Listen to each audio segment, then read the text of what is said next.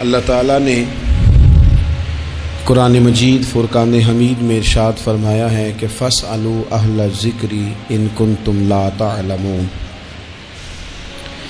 اگر تمہیں کسی بات کا علم نہ ہو تو اہل علم سے سوال کر لیا کرو، اہل ذکر سے پوچھ لیا کرو۔ سوال کرنا بڑا اچھا عمل ہے، لیکن سوال صرف ضرورت کے وقت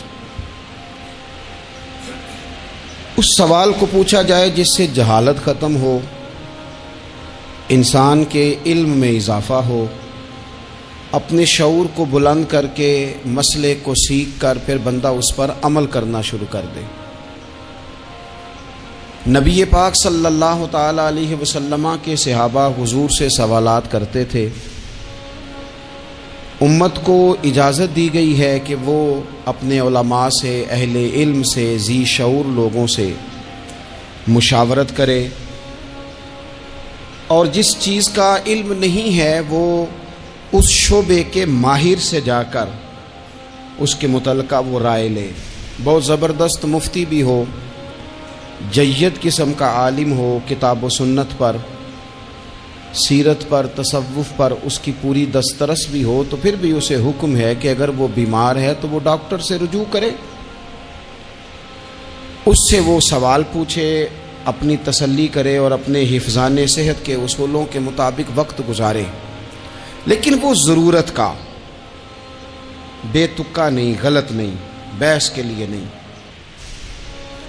نبی پاک صلی اللہ تعالی علیہ وسلم نے اس کی حوصلہ افزائی ان الفاظ کے ساتھ فرمائی ہے جو ابو داؤد شریف میں موجود ہیں۔ حضور علیہ الصلوۃ والسلام نے فرمایا کہ جہالت سے نجات حاصل کرنے کا ذریعہ سوال ہے۔ سوال پوچھو تاکہ تمہاری جہالت دور ہو جائے، لیکن اس کے کچھ قاعدے، کچھ ضابطے، کچھ اصول ہیں۔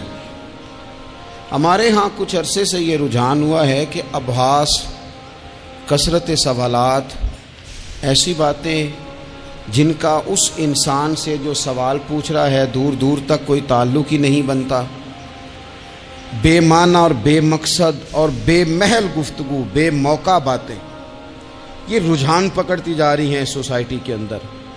ہر شخص کو تجزیہ نگار بنا دیا گیا ہے، ہر شخص کو عالم بنا دیا گیا ہے، ہر شخص کو ڈاکٹر ڈکلیئر کر دیا گیا ہے، ہر بندہ اپنی مرضی کی رائے دے رہا ہے۔ اس کا نقصان یہ ہوا ہے کہ ملک تیزی سے غیر مستحکم ہوتا چلا جا رہا، بگڑتے، بکھرتے، ٹوٹتے خیالات۔ بہت زیادہ جب باتیں ہونے لگ جاتی ہیں، بہت زیادہ جب بحثیں ہونے لگ جاتی ہیں تو وہ نفرتوں کو جنم دیتی ہیں، وہ اذیت کا باعث بنتی ہیں۔ قرآن مجید فرقان حمید آپ دیکھیے تو سورہ بقرہ میں سے جو آیہ کریمہ میں نے آج تلاوت کی ہے خطبے میں، اس میں اللہ تعالیٰ نے فرمایا ام تریدون ان تسألوا رسولکم کما سئل موسیٰ من قبل، کیا تم میرے نبی پاک علیہ السلام سے بھی اسی طرح ہی سوال کرنا چاہتے ہو جس طرح حضرت موسیٰ کی قوم نے ان سے کیے تھے؟ جس طرح پہلے حضرت موسیٰ علیہ السلام سے سوال کیا گیا تھا، تم بھی میرے رسول سے اسی طرح سوال کرنے کا ارادہ رکھتے؟ کبھی بنی اسرائیل والوں نے کہا کہ ہمیں پتھر سے پانی نکال کے دیا جائے، کبھی کہا کہ ہمیں کھانا من و سلوہ دیا جائے، کبھی کہا کہ ہم اس وقت مانیں گے جب رب کو اعلانیہ دیکھ لیں گے۔ کیا تم میرے رسول سے بھی اسی طرح ہی سوال جواب کرنا چاہتے ہو؟ ضرورت کے لیے سوال ضرور کریں، یہ پہلا ہی سپارہ ہے۔ حضرت موسیٰ علیہ السلام کا زمانہ مبارکہ ہے، ایک شخص نے اپنے کزن کو، اپنے چچا کے بیٹے کو، چچا زاد کو قتل کر دیا اور خود ہی اس کا مدعی بن کے حضرت موسیٰ کے پاس آیا کہ بتائیے جناب میرے اس بھائی کو کس نے قتل کیا ہے؟ حضرت موسیٰ نے ایک سادی سی بات کی، کیا فرمایا؟ وَإِذْ قَالَ مُوسَىٰ لِقَوْمِهِ إِنَّ اللَّهَ يَأْمُرُكُمْ أَن تَذْبَحُوا بَقَرَةً۔ حضرت موسیٰ علیہ السلام نے اپنی قوم سے کہا کہ اللہ تمہیں حکم دیتا ہے کہ ایک گائے ذبح کرو، گائے کا کچھ حصہ مقتول کو مارو، وہ خود اٹھ کے بتا دے گا مجھے کس نے قتل کیا ہے۔ یہ پہلا سپارہ ہے قرآن مجید کا، آپ اس کو دیکھ لیں، یہ آیت نمبر 67 سے شروع ہو رہا ہے۔ تو اب وہ چونکہ ذبح کرنا نہیں چاہ رہا تھا، اس کو پتا تھا کہ مجرم تو میں خود ہوں، وہ ذبح چونکہ کرنا نہیں چاہ رہا تھا، اس سے کہا کہ مارو ایک حصہ گائے کا، اس کو تو یہ اٹھ کے بتا دے گا۔ تو اس نے جواب کیا دیا؟ قالوا اتتخذون ہزوا، کہنے لگا آپ میرے ساتھ مذاق کرتے ہیں، کبھی ایسا بھی ہوا ہے؟ قال اعوذ باللہ ان اکون من الجاہلین، حضرت موسیٰ علیہ السلام فرمانے لگے میں اللہ کی پناہ مانگتا ہوں میں جاہلوں میں سے ہو جاؤں. ہر وقت مذاق کرتے رہنا یہ تو جاہلوں کا طریقہ ہے. کن کا ہے؟ حضرت موسیٰ نے کہا ہے، قرآن پاک ہے. ہر وقت مذاق کرتے رہنا. خوش طبعی اور چیز ہے، مسکراتے رہنا، لیکن کسی کا مذاق ہر وقت اڑاتے رہنا کن کا طریقہ ہے؟ جاہلوں کا. جب کہا نہیں ذبح کرنی ہے تو اب ذرا دیکھیے کرنا نہیں نہ چاہ رہے. قالوا ادع لنا ربک یبین لنا ما ہی. کہنے لگے اے موسیٰ پھر آپ نہ رب سے دعا کریں کہ وہ ذرا کھول کے بتائے وہ گائے کس طرح کی ہو. ارادہ نہیں نا ذبح کرنے کا، آپ دعا کریں. قال انہ یقول انہا بقرۃ لا فارض ولا بکر. فرمایا کہ رب کہتا ہے وہ گائے نہ بوڑھی ہو نہ زیادہ بچیا ہو. عوان بین ذالک، ان کے درمیان ہو، یعنی جوان گائے ہو. فافعلوا ما تؤمرون، کرو جس کا تمہیں حکم دیا جا رہا ہے. قالوا ادع لنا ربک یبین لنا ما لونھا. لو اگلی بات سن لو. کہنے لگے آپ دعا کریں رب سے کہ وہ کھول کے بتائے اس کا رنگ کس طرح کا ہو، رنگ بتائیں کس طرح کا ہو. قال انہ یقول انہا بقرۃ صفراء. فرمایا رب فرماتا ہے کہ صفراء رنگ کی ہو، یعنی گہرے زرد رنگ کی ہو. یہ رب فرماتا ہے اس طرح کی گائے ذبح کرو. فاقع لونھا تسر الناظرین، اور جب کوئی اسے دیکھے تو اسے اچھا بھی لگے، آنکھوں کو اچھی لگے وہ گائے. اس طرح کی گائیں ذبح کرو. لو اتنی باتیں بتا دی. قالوا ادع لنا ربک یبین لنا ما ہی. کہنے لگے نہیں آپ پھر دعا کریں اللہ ذرا کھول کے بتائے گائیں کس طرح کی ہو. ان البقرہ تشابہ علینا، ہمیں ذرا گائیں پر شبہ پڑ گیا ہے کس طرح کی ذبح کرنی چاہیے. وَإِنَّا انشاءاللہ لمہتدون، اگر اللہ نے چاہا تو ضرور ہم ہدایت پا جائیں گے. پھر اللہ تعالیٰ نے فرمایا کہ قال انہ یقول انہا بقرۃ لا ذلول تثیر الارض، گائیں اس طرح کی ہو کہ وہ کبھی کھیتی میں نہ چلائی گئی ہو، یعنی اس کو کبھی کام نہ اس سے لیا گیا ہو. بیل کو لوگ لگاتے تھے نا، جو کام آج ٹریکٹر سے لیا جاتا ہے وہ گائے بیل سے لیا جاتا تھا. تو وہ کھیتی باڑی کے کام نہ اس کو لگایا گیا ہو. ولا تسقی الحرث، اور نہ اس سے پانی نکالا گیا ہو، نہ کھیت چلانے ہل چلانے میں لگائی گئی ہو. اور وہ جو کنواں ہوتا تھا جس کے گرد گائیں گھومتی تھی، تو کہا وہ بھی کام اس نے نہ کیا ہو گائے نے. مسلمۃ لا شیۃ فیہا، وہ ہر عیب سے پاک ہونی چاہیے. قالوا الآن جئت بالحق، اب کہنے لگے اب آپ صحیح بات لے کے آئے، اب سوال ختم ہو گئے نا. کہنے لگے اب آپ بات فذبحوہا، انہوں نے ذبح کر دی. وما کادوا یفعلون، پر ایسا کرتے نظر آتے، لگتا نہیں تھا کریں گے ذبح پر ذبح. اچھا یہ گائیں پھر ملی کیسے؟ امام خازن کہتے ہیں کہ ایک نیک آدمی تھا، تو اس کا آخری وقت آ گیا تو اس کے پاس جو کل جمع پونجی تھی وہ ایک بچیا تھی، گائیں کی بچی، بچیا ویڑی، اس کے پاس وہ ایک بچیا تھی صرف. تو اس نے اس طرح کیا کہ اس کی گردن پر ایک مہر لگائی، اللہ کے نام پر بطور امانت اس نے اس کو جنگل میں چھوڑا. کہا یا اللہ میرا بیٹا ایک ہی ہے، وہ بھی چھوٹا ہے، اس کی حفاظت کرنا اور میرے بیٹے کو پہنچا دینا. بچہ بالغ ہو گیا.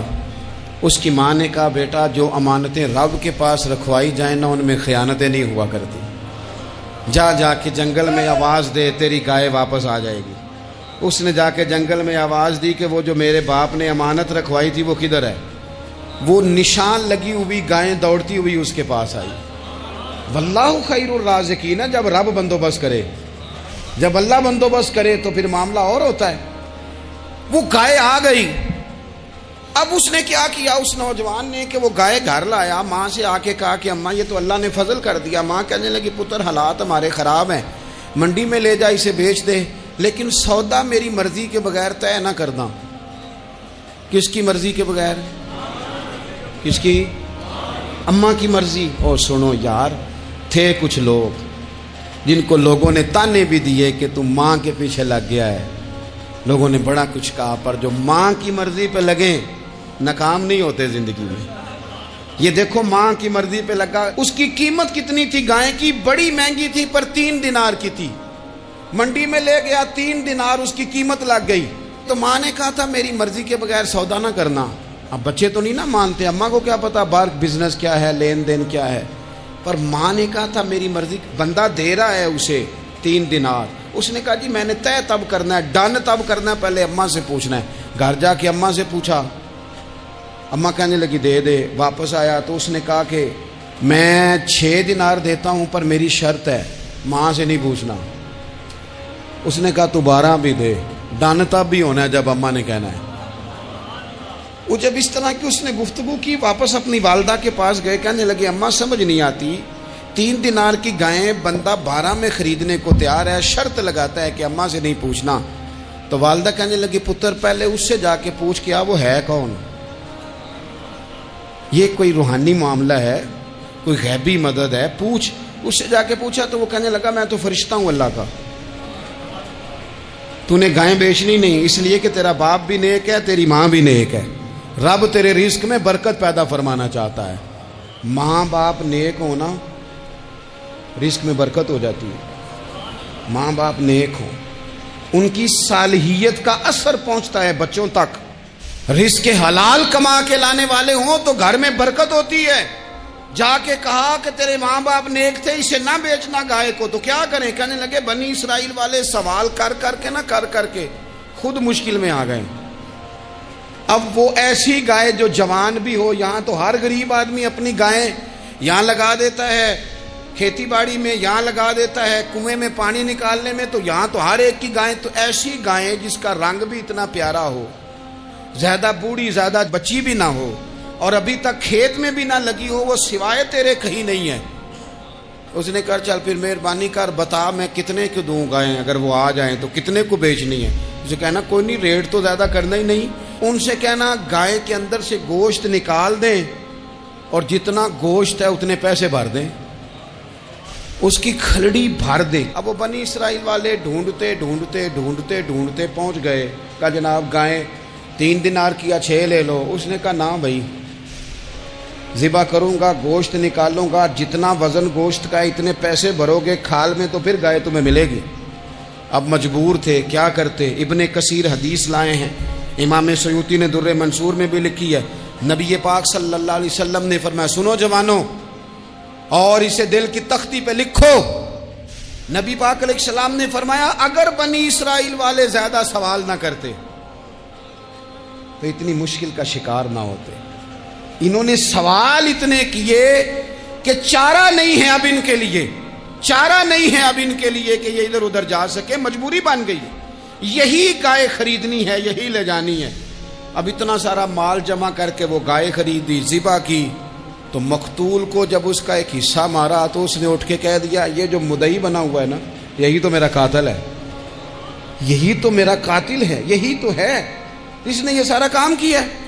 تو زیادہ سوالات کرنا، بہت زیادہ سوالات کرنا، ہر وقت بحث میں رہنا، نبی پاک صلی اللہ تعالی علیہ وسلم نے منع فرمایا، اور میرے رسول پاک علیہ الصلاۃ والسلام نے فرمایا یاد رکھو 3 چیزوں سے ہمیشہ بچو، بخاری مسلم میں موجود ہے۔ ایک تو فرمایا کثرت کیلو کال سے بچو، زیادہ بحث نہ کرو، اور دوسرا حضور علیہ الصلاۃ والسلام نے فرمایا مال کو ضائع کرنے سے بچو، اور تیسرا فرمایا زیادہ سوال نہ کیا کرو، زیادہ سوال نہ کیا کرو۔ ایک مقام پہ نبی پاک علیہ السلام نے فرمایا حج فرض ہے، ایک صاحب نے اٹھ کے پوچھا حضور ہر سال؟ حضور خاموش ہو گئے۔ پھر پوچھا حضور ہر سال؟ سرکار خاموش ہو گئے۔ تیسری بار پھر پوچھا حضور ہر سال؟ نبی پاک علیہ السلام نے فرمایا زیادہ سوال نہ کیا کرو، میرے منہ سے نکل جاتا نا ہر سال فرض ہے تو رب نے ہر سال فرض کر دینا تھا، تمہارے لیے مشکل ہوتی۔ اور فرمایا جس چیز کے لیے میں تمہیں حکم دوں وہ کر دیا کرو، اور جس چیز میں تمہیں آزاد کر دوں اس میں آزاد ہو جایا کرو، زیادہ باریکیوں میں نہ جایا کرو۔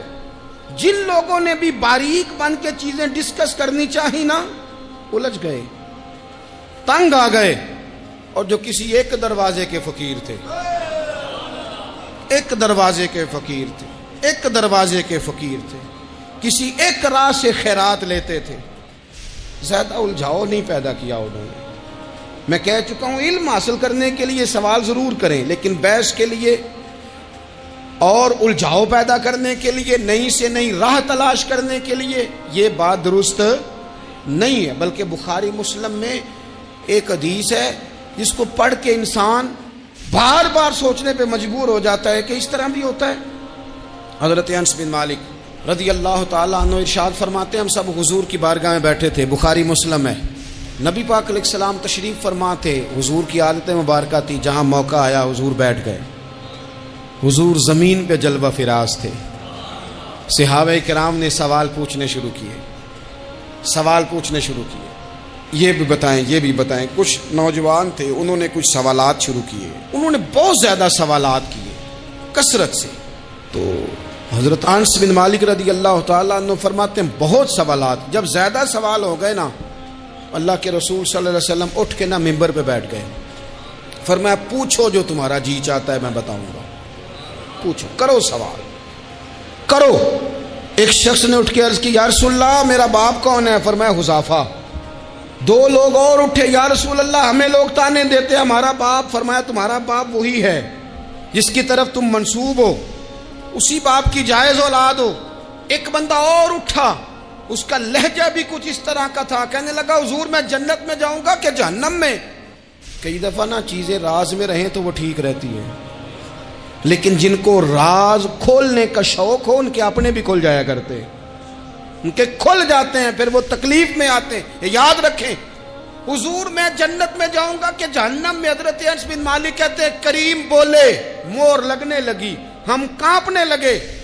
حضور نے فرمایا تو جہنم میں جائے گا، دوزخی ہے تو۔ بس جب وہ سناٹا چھا گیا، اب ڈر تھا کہ کچھ اور باتیں نہ، یہ کثرت سوالات کی وجہ سے حضور ناراض ہو گئے۔ کہتے ہیں فٹافٹ حضرت عمر اٹھے، فٹافٹ، اور کوئی معافی نہیں مانگی، کوئی بات نہیں کی۔ جناب عمر تھے نا، آئے عمر تیرے جملوں پہ مر جاؤں، ان راہوں پہ قربان جہاں سے عمر چلتے تھے۔ ہر حکمران تیری بات کرتا ہے، پر عمر تیرے ایک ایک فیصلے پہ میری اولادیں قربان۔ ایسا بھی شخص کوئی پلٹ کے دنیا میں آئے گا جیسا خطاب کے گھر عمر پیدا ہوا۔ حضرت فاروق اعظم اٹھے، یوں ہاتھ باندھے، رو پڑے، کہنے لگے نہ حضور نہ، رضیت باللہ ربا وبالاسلام دینا وبسیدنا ومولانا محمد نبی و رسولا۔ حضور ہم بڑے راضی ہیں کہ اللہ ہمارا رب ہے، سونیا بڑے راضی ہیں کہ دین ہمارا اسلام ہے۔ یا رسول اللہ ہم بڑے راضی ہیں کہ اللہ نے آپ کو ہمارا نبی بنا کے بھیجا ہے۔ حضور بڑے، یوں ہاتھ باندھے، نہ ساڈا بولیا چولیا معاف کری، غلطی ہو گئی حضور جوانوں سے، نہیں ایسا حضور، نہ اس سے زیادہ کوئی پردہ نہ کھول جائے کہ رضیت باللہ ربا وبالاسلام دینا وبسیدنا ومولانا محمد نبی و رسولا۔ وہ ضرورت کے لیے سوال ضرور پوچھا جائے، حضور پسند کرتے تھے، لیکن بحث میں الجھ جانا، ہر وقت دین کو تختہ مشق بنا لینا، ہر وقت میرا دل تڑپتا ہے، کبھی کبھی سوچتا ہوں یہ میرے نبی پاک کا دین ہے، کیا یہ صرف دنیا میں بحث کے لیے آیا ہے؟ جس کو 4 لفظ آئے اس نے میرے حضور کے دین کو ذریعہ بحث بنا لیا۔ صبح بھی بحثیں، شام بھی بحثیں۔ کریم محبوب علیہ الصلوۃ والسلام نے جو طائف میں روڑے کھائے تھے وہ اس لیے کہ امت بیٹھ کے بحثیں کرے، اس لیے امام علی مقام نے سارا گھرانہ کربلا میں دے دیا کہ تم بحثیں کرو۔ عمل کب کریں گے؟ کرو بحث، صبح بھی کرو، ہر بندہ کرے، مولوی بھی کرے، مفتی بھی کرے، مناظر بھی کرے، اور چلو علماء تو کبھی اعلاء کلمت الحق کے لیے کوئی گفتگو کر بھی لیں، ہر چوک چراہے میں بحث، ہر جگہ مناظرہ۔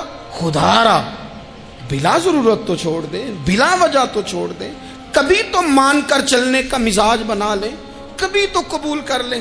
یا رسول اللہ رضیت باللہ ربا وبالاسلام دینا وبسیدنا ومولانا محمد نبی و رسولا۔ حضور بڑے راضی ہیں کہ اللہ ہمارا رب ہے، اسلام ہمارا دین ہے، آپ ہمارے نبی ہیں۔ حضور ہم بڑے ہی راضی ہیں، ہم پر کرم نوازی ہو جائے۔ تو حضور نے فرمایا عمر بیٹھ جا، اللہ تیرے اوپر رحم فرمائے۔ عمر بیٹھ جانا، رب تیرے اوپر رحم فرمائے۔ اور پھر فرمایا عمر یہ رب نے تجھے ہی توفیق دی ہے، یہ تجھے توفیق ملی ہے، تو اتنی زیادہ بحثیں. میں کبھی کبھی کچھ سوالوں کے جواب دینے کو جی نہیں نہ چاہتا. آپ جو سوال کر رہے ہیں وہ پتہ ہے حضور کے ایک عظیم صحابی کے بارے میں کر رہے ہیں. آپ ان پر بحث کرنا چاہتے ہیں, آپ ان کو تختہ مشق بنانا چاہتے ہیں. جی نہیں کرتا, وہ ہستی اونچی ہے. نہ بھائی نہ, دل نہیں مانتا, خیال نہیں پیدا ہوتا. ہم تو ان بزرگوں کے ماننے والے ہیں جو حضور کی ازواج کا اور چاروں بیٹیوں کا نام لیتے تھے تو وضو کر کے لیتے تھے. وہ تو باتیں کرتے تھے تو ڈر ڈر کے کرتے تھے, کہتے تھے توبہ توبہ توبہ. ہم کہاں اور وہ لوگ کہاں. لیکن آج ہر آدمی کو بحث کا شوق آیا ہے. ہر شخص ہے جو کہتا ہے مجھے بھی 3 باتیں آتی ہیں, میں بھی تھوڑا سا مفتی ہوں, میری بھی سن لو. تو اپنی زندگی میں اتنا دروازہ بحث کا نہ کھولیں, اتنا الجھاؤ نہ پیدا کریں, اور ایسے بے جا لا یعنی اور بے مقصد سوالات سے اپنے آپ کو بچائیں جن میں انسان پڑھے تو اس کے لیے الجھاؤ بڑھ جائے. بعض سوالات ایسے بھی حضور سے کیے گئے کہ سرکار نے ان پر سخت ناراضگی کا اظہار فرمایا. فرمایا اس سوال کی کیا حاجت. تو میں آپ سے گزارش کروں گا سیکھنے کے لیے مسئلہ ضرور پوچھیں, سیکھنے کے لیے. اب بہت ساری ایسی چیزیں ہیں جن کا قبر میں ہم سے کوئی سوال نہیں ہوگا, لیکن صبح شام بحث ہوتی ہے اس پہ. ہمارا کوئی اس مسئلے میں لینا دینا نہیں, لیکن ہم بحث کرنے کو صبح و شام تیار ہیں. اللہ تعالیٰ بابا فرید الدین